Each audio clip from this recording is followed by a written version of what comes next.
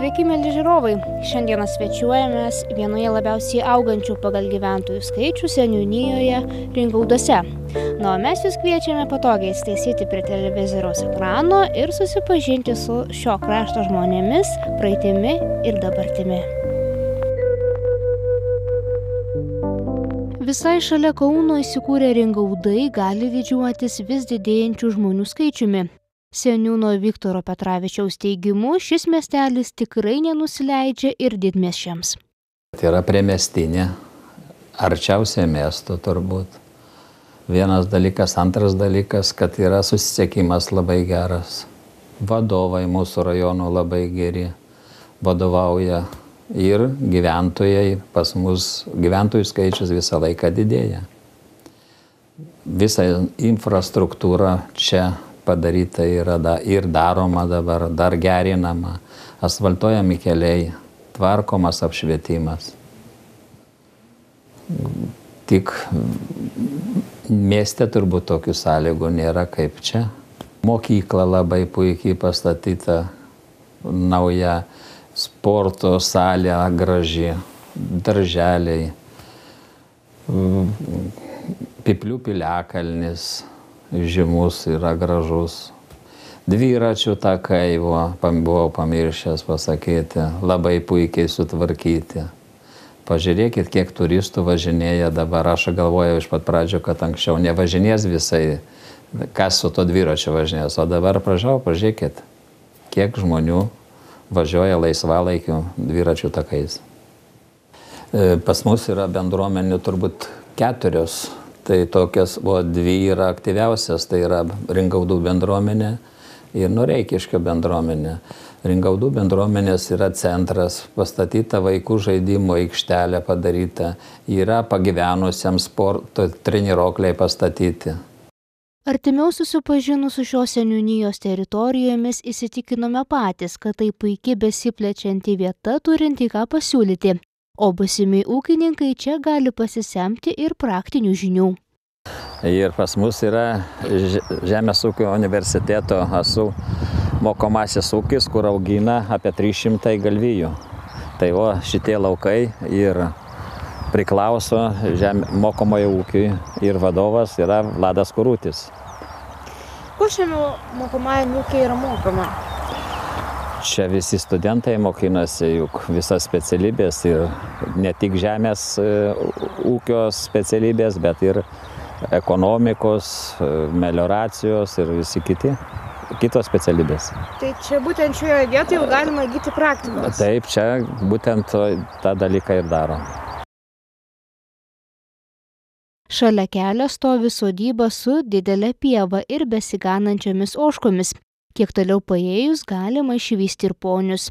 Jei ringaudiškių paklaustume, kieno šis ūkis, visi vienareikšmiškai atsakytų, jog pono Jono Griciaus. O pats Jonas teigia, kad taip verčiasi jau 30 metų. Nors pati pradžia buvo ir lengva, tačiau teko važiuoti ir į Maskvą.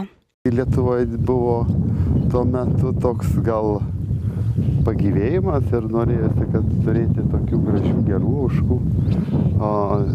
Tuo metu Rusijai labai gerai buvo veisiamos Zaneno veislės ožkos. Tai ta pradžia tokia, su tom susijus gal truputį, kad prisimenu. Tikslai patys įvairiausi yra ir pramoga, ir malonumas, ir darbas, ir parduodu, ir kaip tik tai nori. Visa tai yra galima. Aišku, pienas, ožkos tai pienas ir sūris pagrinde. Aišku, vieną kitą gal ir ožkelę kas nuperka, nes ne visai blogos yra. Žiūriu į veislinį darbą pakankamai rimtai. Turbūt teko girdėti posakį nebūk užsispyręs kaip ožys. Tad teiraujamės Jono, kaip iš tiesų yra su tuo užsispyrimu ir stipriu charakteriu.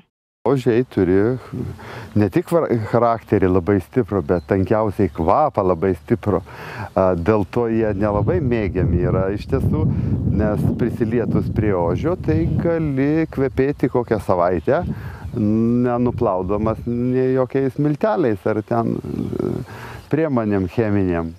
Tai iš tiesų, o charakteris tai, matyt, kad tankiau jie būna tokie biški piktesni, nori savo bandą saugoti jie patys, o kadangi tai neišeina pasidalinti tom atsakomybėm, tai tenka jų matyti piktumą. Bet tai čia iš tiesų ne tik pas mane yra, visur tai yra, kaip ir pažįstama dalykas, kad jie iš tiesų su amžium tampa tokie kaip ir agresyvūs.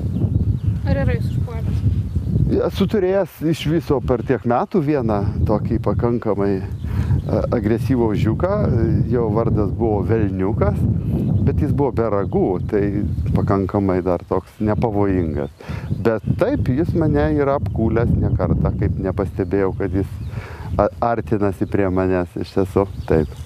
Be ožių ir ožkų bandos treps ir miniatiūriniai arkliukai, poniai, kurie Jono teigimu nereikalauja kažkokios ypatingos priežiūros, kaip daugelis mano. Vienos iš paprasčiausių Šetlando poniai, tai jie yra iš vis tokie, kaip ir iš pirmykščio amžiaus poniai arkliukai, kurie iš tiesų labai nelepūs, jie gali gyventi pas mus kiaurus metus lauke. Ir jie patys labai puikiai ir žiemą susiranda maistą. Po sniegu stebėtinai gražiai tai daro. O kitos veislės jau yra galbūt pakultūrintos ir Vokietijoje vedamos tokios kaip vokiečių klasik poniai arkliukai, kur pas mane jų daugiau yra, tai jau jie yra lepesni.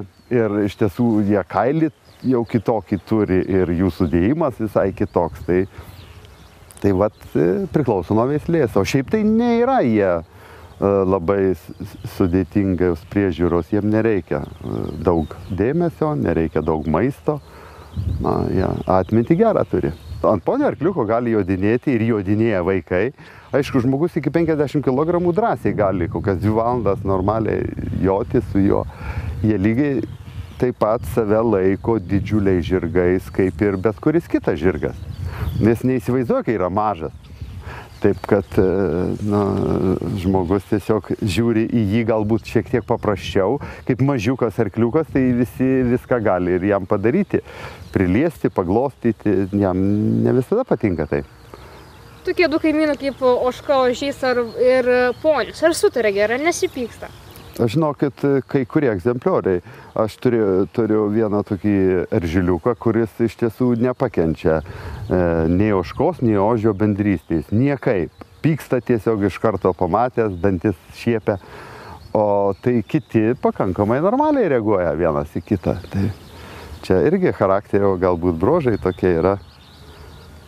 Žinoma, kaip ir tikrame ūkyje, čia rasite daugiau gyvūnų. Vienas iš jų tai kieme tvarką prižiūrintis ir nieko pro savo akį nepraleidžiantis katinas vardu Apelsinas. Na, o mes apie visą ūkį patraukėme ragauti ir ožkos pieno sūrių. Čia mano darbo vieta. O tai ką čia daro, ką čia dirba? Tankiai miegu. Juokauju, aišku.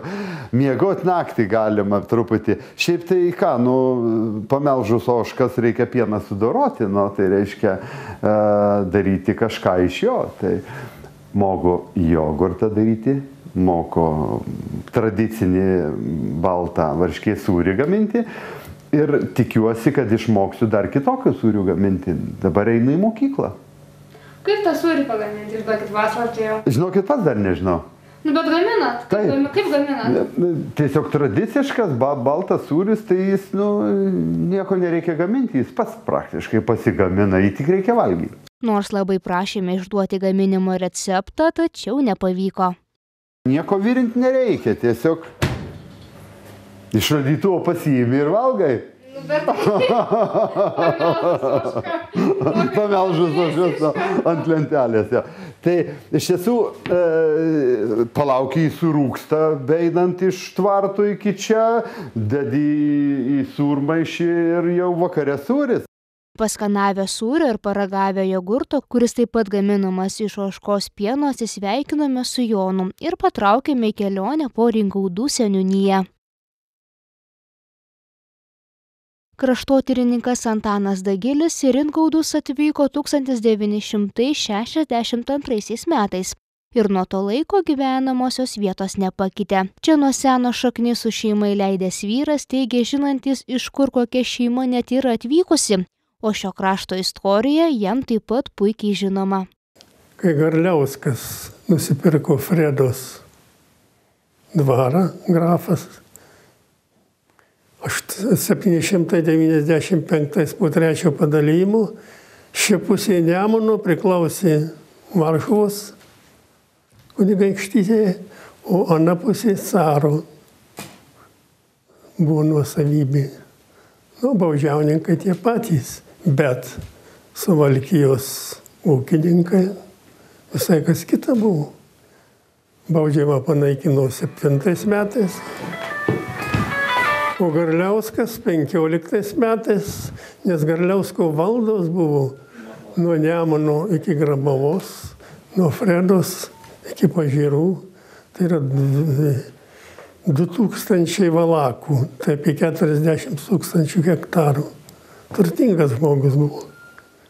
Na va ir jo čia valia buvo.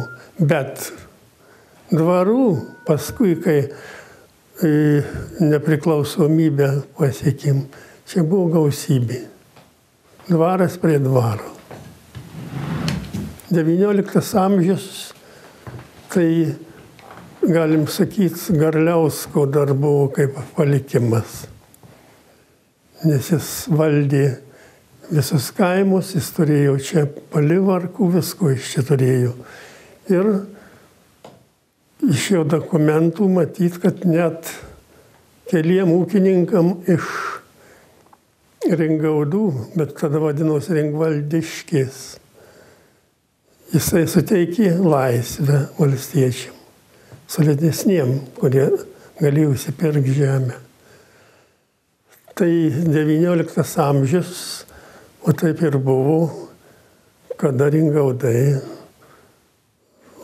pasireiškė, jau pasidarė kaip kaimas. O to kaimo čia buvo labai nedaug. Rūpiniai tik tai. Dvarų šioje seniūnijoje būta išties daug, bet kaip teigia Antanas Dagilis, prasidėjus Pirmajam pasauliniui karui viskas buvo nušluota nuo žemės, o iš namų buvo likę tik kaminai. 19 amžius buvo gana sunkus žmonėm, bet kaip prasidėjo nepriklausomybės kovos, jau tada apsivertė viskas į kitą pusę. Ir va mūsų ūkininkai labai greitai atgijo. O ypač šito kampo, kur žemės geresnės, čia Ringauduose prasto žemės buvo. Ir Lietuvos savanoriamgi buvo pažadėta, už kovas gausit žemės. Ir tą žemę paskui ėmė dalyti nuo 20 metų. Pirmas įsikūrė Tadas Ivanauskas 20-ais Obelinėje pakrašty mūsų seniūnijos. Ir jis mums 50 metų buvo kaip Ringaudiškis. Čia vaikščiojo, medžiojo su visais, turėjo reikalų, pasišnekėdavo, jis labai paprastas žmogus buvo. Ne toks profesorius popierinis kaip yra, kuris. Bet anais laikais tokių beveik nebuvo. Net Ruokis profesorius akademijos. Senas smetoniškas pėsčias, kai akademija buvo atkelta į Kauną 47 metais iš Dotnuvos. Jis pėsčias vaikščiodavo į Noreikiškes. Nueidavo, ateidavo, sugrįždavo, visada jisai sveikas, gražus, atsisakstęs ir rudenį, ir žiemą. Tie laikai viską labai pakeitė, kadangi žemė buvo nusavinta iš dvarų, atimta jam tik 80 hektarų palikta. Tai va ir Karvelis nusipirkęs iš žydų tą žemę, turėjo tik 80, paskui prisipirko vėliau iš kitų. Tai Ringaudai per žemės reformą atsirado 2 Ringaudai. Pirmieji Ringaudai, šičia, o antrieji už kelio, kur dabar yra akademijos gyvenvietės ir Obelinė. Tai yra antrieji Ringaudai. Savanoriai čia gavo daugiausia po 8 hektarus. Kudaba, Česlovas Kudaba, geografas Lietuvos, tai žymus. Jau sovietiniais laikais savo knygose labai teisingai gražiai rašė. Savanorių kaimas. Labai gerai išplanuotas, paskirstyta lygiai. keliai nurodyti, visa kita. Ir tada Ringaudam atsivėrė visai kitas gyvenimas. Na, o pasak kraštotyrininko šiuo metu Ringaudai yra tiesiog žydintis Pakaunės kraštas. Apie dabartį. Ringaudai dabartinė ėmė kurtis kartu su akademija. Viską nulėmė akademijos įsikūrimas. Akademija mokoma į ūkį dar buvo Kaune persikėlus, o mokomasis ūkis 47 metais. Buvo nuo Kačerginės iki Zagrados, iki Garliavos. Jie labai daug žemės turėjo. Ir kaip mokomasis studentam. O paskui akademija suplanavo Kauno architektai visą akademijos gyvenvietę ir rūbus. Ir šitaip jie pradėjo statybas. 57 kertinis akmuo padėtas, o 64 jau visa akademija persikėlė ten. Tai Ringaudai tapo tarsi viena irgi šeima, kaip seniau buvo. Ir darbuotojų dirbo labai daug žmonių ten. Studentai,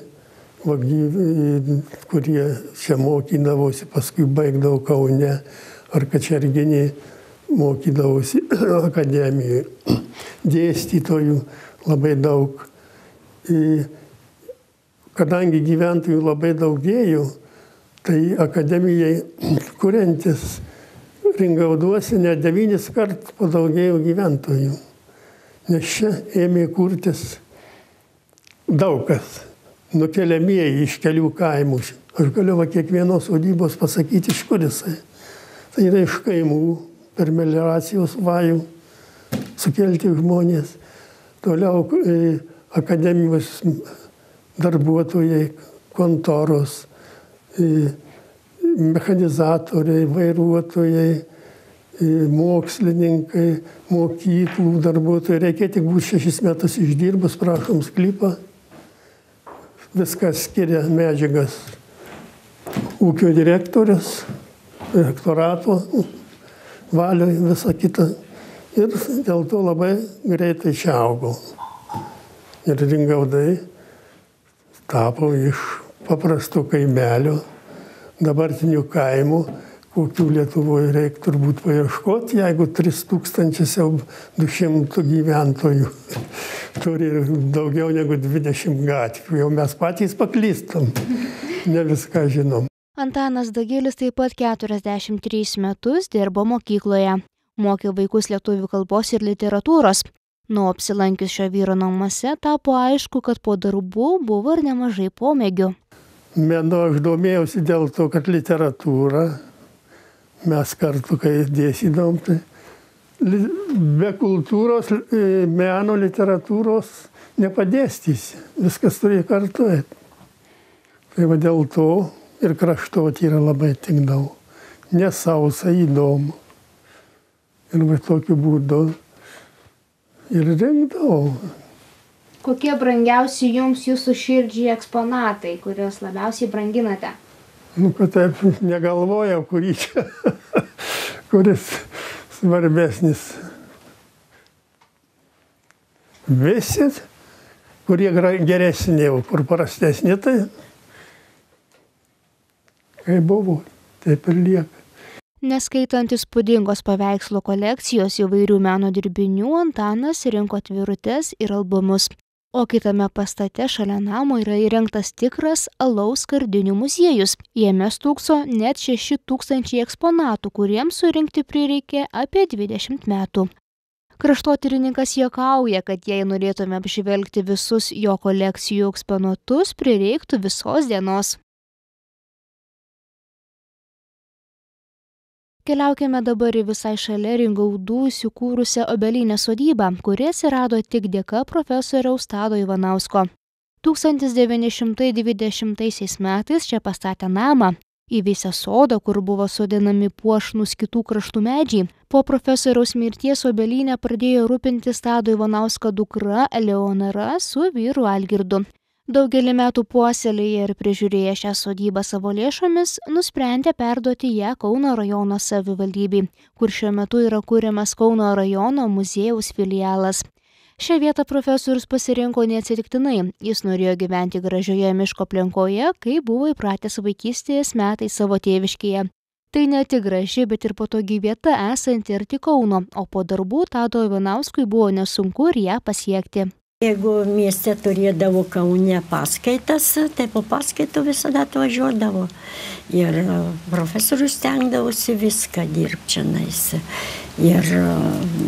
Ir skiepyti, ir medelius pasisodyti, buvo anksčiau rožių daug, anksčiau buvo labai daug įvairių gėlių, dabartis ir tulpių, ir narcizų, ir bijūnai, dar stengiamės tos ypač senovinės tas gėlės, ten lelijas visokias išlaikyti ir dabartis.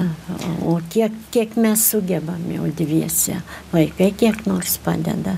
Eleonora profesorių pamena kaip itin sąžiningą ir principingą žmogų, kuris mylėjo ne tik gamtą, bet ir savo šeimą. Kaip mes sukūrėm šeimą 58 metais, tai jis ir mane priėmė su malonumu į savo šeimą. Ir kadangi vaikai mums greit gimė viens po kito, o aš buvau įstojęs į aspirantūrą pas profesorių Kupčinską, tai vaikų kambarį nelabai galėjau dirbti, tai jis mane pakvietė į savo kabinetą. Čia sako, mano darbo stalas, o čia tavo darbo stalas. Prašau, dirbk viską, mes vienas kitam netrukdysim. Net man padėdavo išversti iš užsienio kalbų gautas tokius atspaudus, kurių nebuvo galima gauti net tik Lietuvos bibliotekose, bet ir buvusios Sovietų Sąjungos bibliotekos. 11 metų man su juo teko išgyventi ir mes labai puikiai sutarėm, sugyvenom. Net ir vasaros metu jis labai mokėdavo sudominti darbu. Niekad jis nesakydavo, kad tu eik tą padaryk. Visada pasiklausdavo, gal tu turėtum norą nueit padėti man nupjauti čia kokią šakelę ar dar ką nors atnešti ar ką. Aišku, nepatogu atsisakyti, niekad nesisakydavo, visada jam padėdavo. Taktiškai visą laiką. Taip, labai taktiškas buvo. Ir dar visą anūkus labai mėgo. Vyresnis mūsų sūnus, mes jam suteikėm senelio vardą Tadas, tai jis jį labai jau mėgo su juo vaikščiodavo, vesdavo, rodydavo, net ir drugelius padėdavo gaudyti, viską jau galvoju, kad iš jo užaugs gamtininkas, bet tai nepasakau gamtininkų pėdau. Gyvenamajame name dabar yra įrengtas profesoriaus Tado Ivanausko memorialinis muziejus. Čia laikoma daug jo leidinių, rankraščių bei mėgiamų daiktų. Yra išlikęs ir albumas, kurio viršelis apvilktas sumedžioto krokodilo oda. Čia iš Brazilijos krokodilas. Taip, ir tas viršelis buvo padarytas truputį vėliau, ne iš karto, kada jis sugalvojo svečių knygą padaryti. Tai buvo 1966 metai, balandžio 10 dieną. Tada kaip tik buvo pirma svečių grupė ir jie čia paliko įrašą. Šventė Velykas ir nuo to laiko tas svečių knyga yra vedama. Ir yra čia garbingų žmonių parašų, net ir prezidento Valdo Adamkaus. Tik Grybauskaitės dar neturim parašų. Man atrodo, ir Brazausko yra kažkur parašas. Brazausko yra. Yra, bet jis atrodo tarybiniais laikais, tai dar taip jau labai ne visai aiškiai. Čia ta knyga, kur 3 mėnesiai Brazilijoje ir iš tai gyvatė sodelė, profesoriaus sumedžiota, o pirma laida tai va taip atrodė. Tokia va paprašė. Šitaip. Antra laida buvo išleista tarybiniais metais. Iš šios ekspedicijos Brazilijoje, kuri truko 3 mėnesius, buvo parsivežta nemažai paukščių, žvėrelių, roplių bei drugių, kurie papildė Kauno zoologijos muziejaus rinkinius. Dažniausiai viską padovanodavo muziejuje. Jo tėvas, jūs turbūt nežinot, kur gimęs profesorius, dabartinė Baltarusija, Lydos apsrity, Lebiotkos dvaras. kaip tik nuotrauką parodysim iš to. Ir jo tėvas iš specialybės buvo chemikas, inžinierius, pomologas, medžiotojas irgi labai geras. Ir sakė, pats profesorius tėvas išskyrė savo name, buvo namas nemažas, išskyrė didžiulį kambarį, kur kaupė zoologinę medžiagą pats tėvas, vėliau perėmė profesorius. Tokia maždaug muziejaus istorija. O po Pirmo pasaulinio karo buvo atvežta į Lietuvą ir Lietuvoje Kaune įkurtas zoologijos muziejus. Čia yra profesoriaus gimtasis namas Baltarusijos Respublikoje, tam vadinam Lebetkos dvaro pagrindinis pastatas, kuris augo su savo tėvais, su vaikais. Ir dabar išlikęs tas pastatas. Visas negantas dabartinėme muziejuje išgyveno ant sienos kabantis Lietuvos himnas, išpieštas dailininko Šimonio su Lietuvos kunigaikščių portretais ir tautiniais ženklais. O kaip teigia pats profesorius, gamtos viešpats ne tas, kuris naikina, bet tas, kuris kuria. Tad gera žinoti, kad yra dar žmonių, kurie savo rankomis gaivina ir neleidžia šiai nuostabiai vietai būti užmirštai. Šiam kartu tiek. Na ir kitą savaitę taip pat kviesime keliauti po Kauno rajono miestelius. Susitiksime Čekiškėje.